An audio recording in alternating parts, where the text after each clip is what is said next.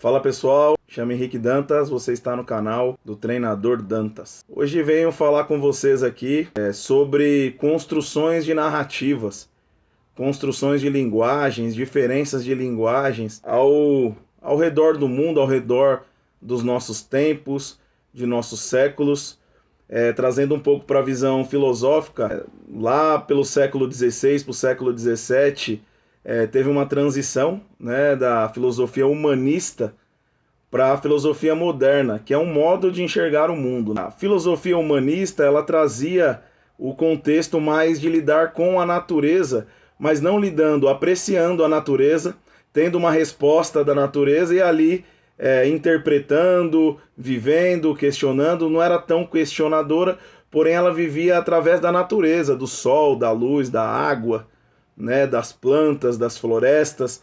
Ela interpretava o mundo assim, que foi um pouquinho depois da época medieval, né, onde era uma situação bem mais bruta, mais arcaica. E nessa transição do século XVI para o século XVII, onde a filosofia já trouxe já uma filosofia moderna, e qual que era o tipo de linguagem, o tipo de narrativa, né, que se explorava nesse momento? Já era uma narrativa de interpretação a partir de questionamento, a partir de estudos, usando basicamente a matemática, a ciência, para interpretar a natureza, não somente cultuá-la, não somente olhá-la e ver que a natureza te dá alguma resposta, não, ir mais a fundo, estudar a natureza. O sol nasce esse horário, ele se põe naquele horário, quando existe muito calor existe a chuva. Na humanista naturalista era tudo uma resposta da natureza, porém já na filosofia moderna vem trazer já um questionamento. Por que acontece isso? Por que o sol nasce? Por que o sol se põe nesse horário? Por que existe a chuva? Por que existe o acúmulo de nuvens? A natureza nos dá uma resposta, mas por que ela dá? Já é uma filosofia mais moderna. E aonde eu quero chegar nisso? As construções de narrativas. Isso vem ao longo da nossa história, do nosso tempo, mudando e cai muito naquilo que nós sempre conversamos, que é o que o ser humano vivencia. O que ele vivencia é a construção do próprio ser. Ele vai se construindo a partir daquilo que ele participa, daquilo que ele vivencia. E isso é muito interessante. E chegando nos tempos de hoje, nós vemos uma construção de narrativa passando muito pela imprensa, pela opinião pública, né? Uma construção de narrativa um pouco mais embasada em interesses pessoais, individuais. E aonde eu quero chegar? Nesse ano atípico de 2020, nós tivemos, né, o coronavírus, onde perdemos muitas vidas, situações tristes, uma calamidade para o mundo inteiro, porém sempre sendo usado pela imprensa, pela mídia, de uma forma sensacionalista, né? E vejo algumas pessoas e alguns meios de imprensa falando assim, no final do ano nós não temos motivos para comemorar, não temos motivos para fazer nada. Aí eu penso, isso é uma construção de narrativa a partir do nacionalismo, né? Porque eu penso da seguinte maneira: se eu estou vivo, você que está vendo esse vídeo está vivo, será que não seria uma ingratidão da nossa parte não celebrar a nossa vida? É claro que nós sentimos muito por todas as vidas perdidas, né? Por todas as vidas perdidas que se perdem todos os anos. Eu já tive mazelas dentro da minha família, de familiar bem próximo, ter AVC, quase morrer, familiar morrer. E assim, a vida continua, a vida precisa continuar. É triste, é confuso para o nosso ser, né, lidar com a perda.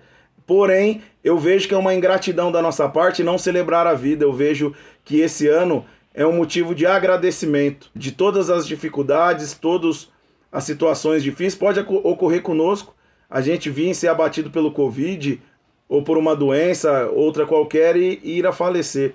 Pode ocorrer conosco, mas se estamos vivos, eu acho que é uma ingratidão falar que a gente não tem motivo para comemorar. Tem sim.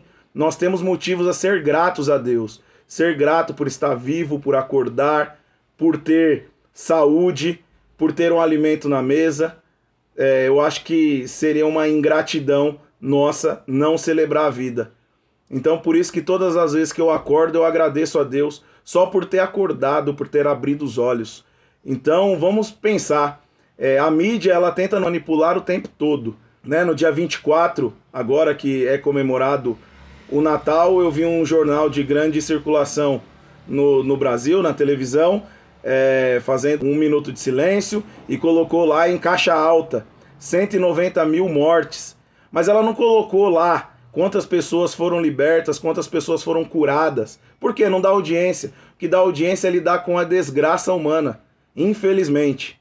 Infelizmente, o ser humano, ele se sente tentado quando há uma desgraça, há uma coisa ruim acontecendo. Isso é intrínseco do ser humano. Porém, não passa de uma construção, de uma narrativa. Temos que avaliar bem, essa é a minha opinião, nós temos que avaliar todas as situações, as narrativas que são construídas, desde lá de trás, desde lá dos séculos passados. Tudo tem seu interesse, tem sua interpretação, tem a sua vivência. Então, eu vejo aqui, precisamos ser gratos a Deus, precisamos ser gratos à vida. Nós estamos vivos. Sim, vamos sentir pelas pessoas que se foram, por esse vírus que veio mesmo a arrebentar, né, com o mundo, com toda a situação que o cerca. Porém, nós estamos aqui. Eu estou aqui, você está assistindo esse vídeo. Seja grato, não seja ingrato. Celebre a vida. Sim, celebre a vida. Não vamos ter um pensamento raso. Um pensamento raso, aconteceu isso, nós não podemos celebrar a vida, nós não podemos ser gratos porque foi um ano ruim. Acontece isso todos os anos. Só que existe uma potencialização em alguns casos quando há interesse midiático. Eu agradeço a vocês. Fica a reflexão para todos nós. Vamos ser gratos a Deus, ser gratos pela nossa vida. Um abraço, ótimo final de ano, ótimas festas. E fica o recado, vamos ser gratos. Gratos, a gratidão é o segredo da nossa vitória. Um abraço, fiquem com Deus, Deus abençoe.